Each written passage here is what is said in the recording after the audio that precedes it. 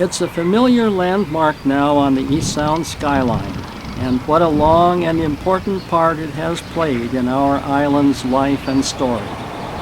The community church, now serving the Lord on Orcas for 125 years.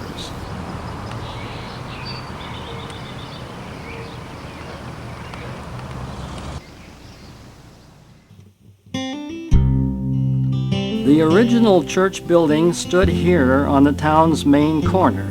The church had been organized in 1884 by the Reverend John Tennant, a circuit-riding Methodist preacher, and his wife Clara, a Lummi tribal princess. The small congregation met in homes and in the schoolhouse until their building was erected in 1887. Ministers were assigned to their charges in those days, and often just for 1 or 2 years, which probably was a good thing since their pay depended largely on what was dropped in the collection plate, and few churchgoers were well off. After his first year, John Tennant advised his superiors to reassign him here, for he said he and Clara had learned to live on clams, and any other man with a family would starve to death on that field. The children of a later pastor, T.L. Dyer, remembered being dependent on missionary boxes of cast-offs for their clothing. They also reported being terrified that the island's winter gales would blow their house away. Ministering in the San Juans did have its dangers. In 1902, 79-year-old Dr. Isaac Dillon lost his life while rowing a boat to a preaching engagement at Rosario. Dr. Dillon's body was never found, but the boat was found adrift the next morning with his hat, coat, and umbrella still intact. In 1920, the church switched denominations from Methodist to Presbyterian. The building itself, however, remained property of a Seattle-based Methodist conference. This anomaly and the building's fate remained unresolved for years. The church's first Presbyterian minister was also its longest serving. Reverend Fred S. Eastman, shown here with his wife Emily, was pastor from 1920 until 1942. Mr. Eastman is remembered as a soft-spoken, unflappable, and scholarly man of God who never lost his cool. Under Reverend Eastman, the church replaced the old hitching post next door with a garage, got its first electric lights, and survived the Great Depression.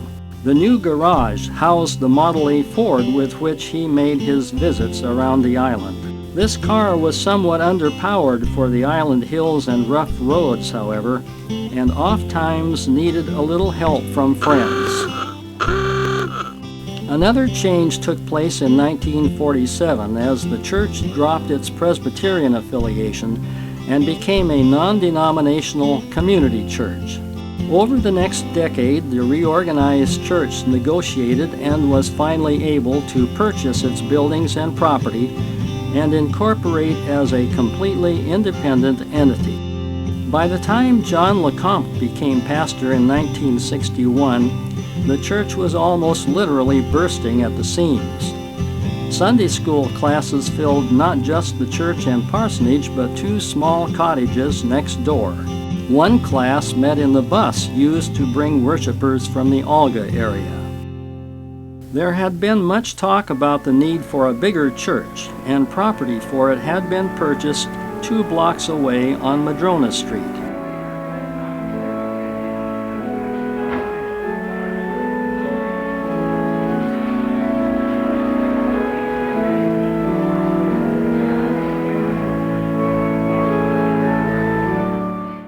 The place where most of you are standing is the approximate entrance of the new church building, and we hope that you'll pass through that area often for a long time. Groundbreaking took place in October 1962. 94-year-old Ed Young turned over the first shovelful of soil, and site preparation began soon afterward. From the beginning, the project was very much a community affair. Following the vicious Columbus Day storm of 1962, many islanders donated their windfall trees, which were cut and skidded by volunteers and hauled to Doe Bay for sawing into dimensional lumber. Much of the construction work was also done by volunteers and not just church members on scheduled work days, such as the Big Pour of June 6, 1964. From 6:30 that morning until mid-afternoon, crews mixed and poured concrete into forms for the basement walls. Pastor LeCompte later noted that this job involved 400 sacks of cement, 80 yards of concrete, and 2 freezers of ice cream. The building began to take its distinctive shape as laminated arches went up in June the next year. Refurbishing the church's historic 585-pound bell became the personal project of Jack Barfoot. Jack only had one arm, but its elbow grease got the bell gleaming brightly again, ready for hoisting into the new belfry. By late summer of 1967, the building was ready for occupancy. During the Sunday morning service before Labor Day, Deputy Don Lohman stopped traffic outside the old church. The congregation emerged, carrying hymn books and Bibles, and began parading up the sun-drenched street toward the new church. Leon Gill Guilford rang the newly hung bell as the people turned onto Madrona Street and into the new building.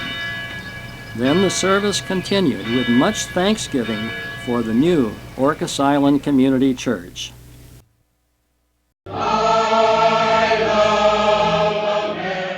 Before there was an Orcas Center, the community church with its large sanctuary was a frequent venue for musical events. One was the I Love America observance of the U.S. Bicentennial in 1976. It played twice to a packed-out crowd with many more people listening outside at the windows. Christmas and Easter programs, too, were regularly participated in and attended by members of the community at large. In 1984, the church's own centennial observance was held, with many former members and pastors attending.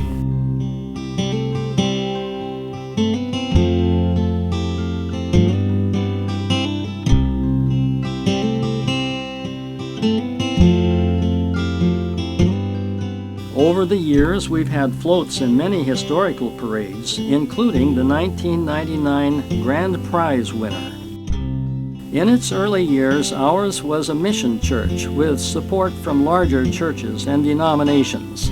Later, as God prospered us, we became a sending church, helping to support missions and missionaries around the world, including our own longtime member Rita Milligan, who ministered in Japan for 33 years.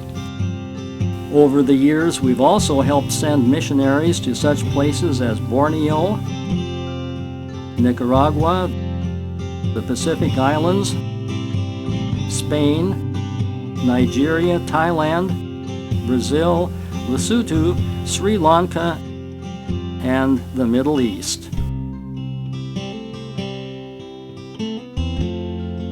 Here at home, our mission has always been to spread the good news of Jesus Christ and support one another in our Christian walk.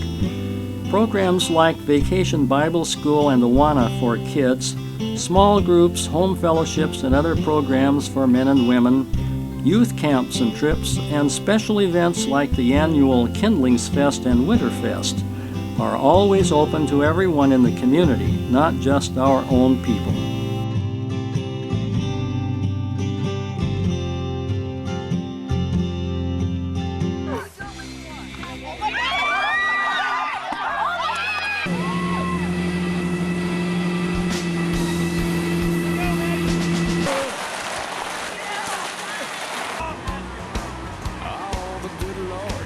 God has blessed our church with the opportunity to serve Him by serving the people of this special place for the past 125 years.